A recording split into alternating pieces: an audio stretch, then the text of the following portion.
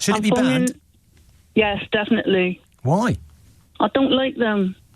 Well, but since when? I mean, you might not like women wearing miniskirts. You think they should be banned? If we went in their country and tried to wear a miniskirt, we would be carted off. But what?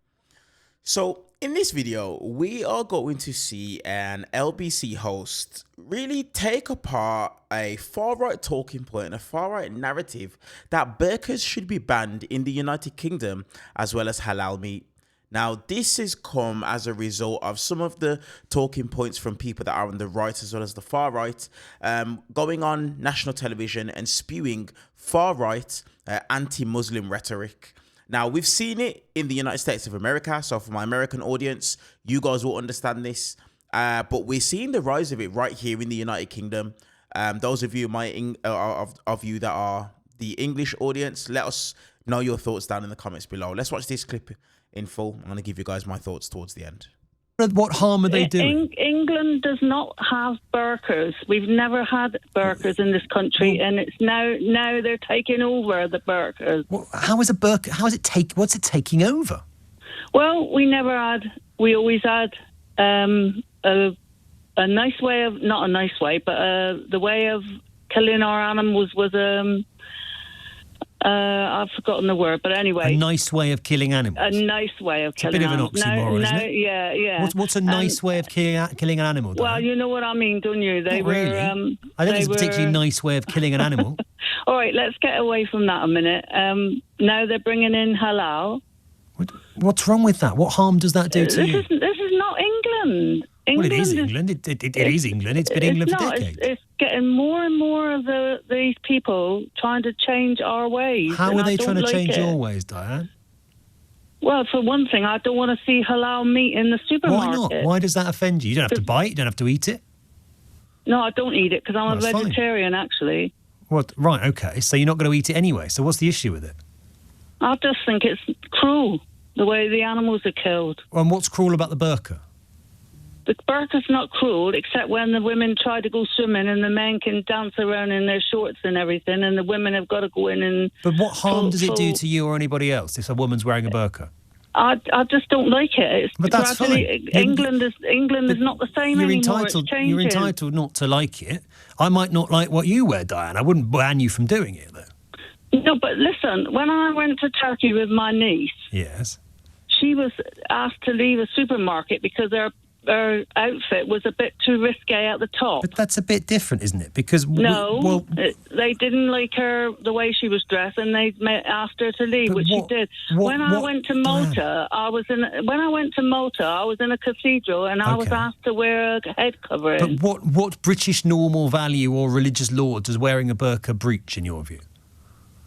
It's not a case of breaching, it's a case of they're taking over. Isn't it? Because in the country, how are they taking, what are they taking? So you can't move in Plymouth, you can't turn left, right, everywhere you look.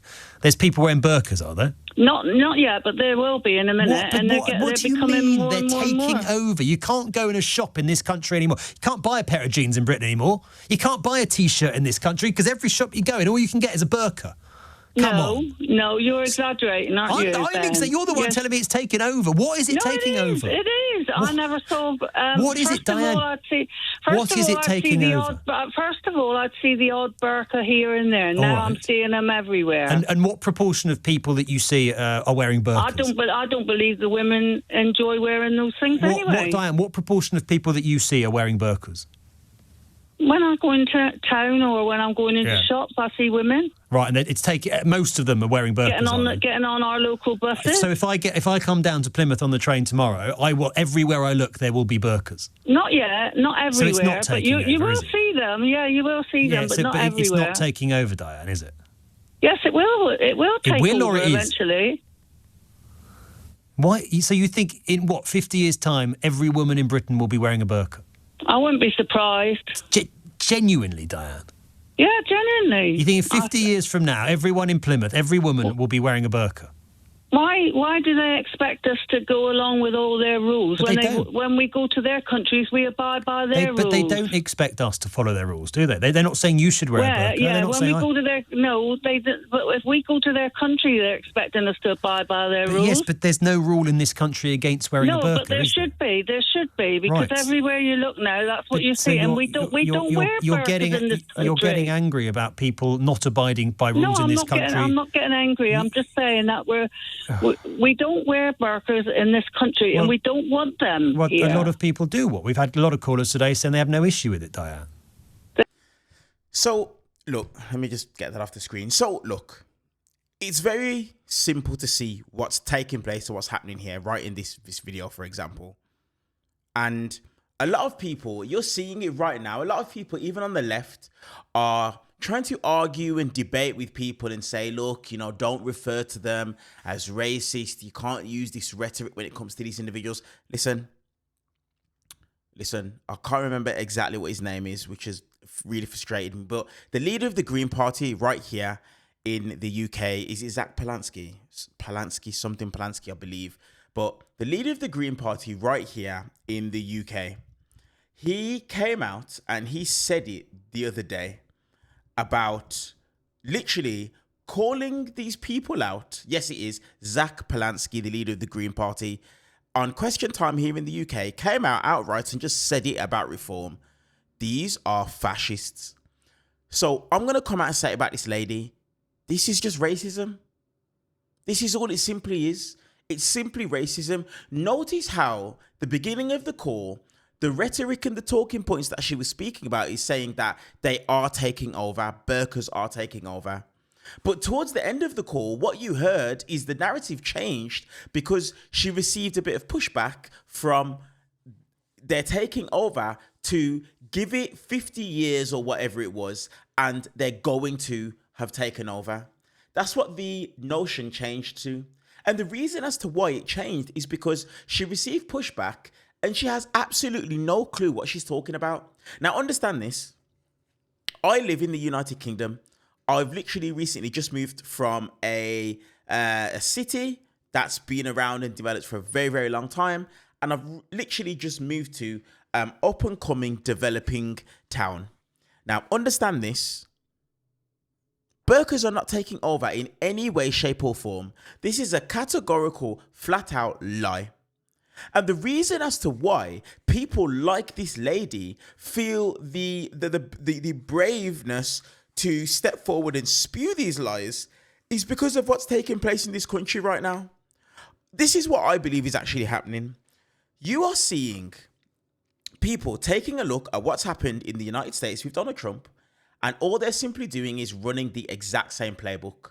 That's all it is that they're doing. They're running the exact same playbook as what Donald Trump has done, spewing negative rhetoric, racist rhetoric. And then as a result of that, they're now trying to copy and paste the exact same thing to try and run here in the United Kingdom. Let me give you guys a little bit of information when it comes to anti-Muslim rhetoric that takes place here in the UK. So the far right has mainstreamed Islamophobia for probably the past decade, I'd probably say. Could be longer, but the past decade. Consistently trying to frame Muslims as threats to British values. And what they'll do is, as you saw in this video, they'll use things like the burqa and halal meat to store cultural fear and division amongst us as people. Now look, are there places that you can go to in the United Kingdom where there's a hotspot of Muslims, a Muslim community? Yes, there is. But there's also the exact same thing with Polish community, the exact same thing with the Romanian community. Some communities you can go to and you can see the black community. Some communities you go to and there's far more white people than black, than Polish, than Muslim. That's just the way it is. But the far right has literally turned it into a culture war and a talking point to weaponize and try and divide the country. Now, what they consistently do is depict Muslim customs as un-British and try and say they're backward because they don't align with what we do here in the UK. Even some of the things that it is that we see when the far right are getting angry and they're getting frustrated, plain and simply because of the fact that churches that have been standing for years and years and years that, may I say, British people aren't attending are getting turned into mosques. And then all of a sudden, these people on the far right get angry, get up in arms, and they say they're taking over our churches. They're taking this, they're taking that. But the reality is they're not taking over anything. If you went to church and the church was in use, guess what? It would not have to be changed to a mosque. But this is what it is that they're doing. And this is what's happening right here in the UK. We are seeing the similar things to what Donald Trump done in 2015 and 2016, and even to this very day, stoking division, fanning the flames of far-right ideologies and talking points to divide us the people. And this is unfortunately why you have examples like this lady who are uneducated, don't have a clue what they're talking about, but they'll get on the internet and spew them talking points anyway. Let me know what you guys think about this clip down in the comment section down below. And thank you guys for bearing with me. I've been away for a couple of weeks, but I'm back now. Regular uploads each and every single day. I appreciate you guys. Thank you for helping us get to 73,000 subscribers. The march goes on to 80,000 subscribers. I appreciate you guys, and I will see you guys in the next one. Bye-bye.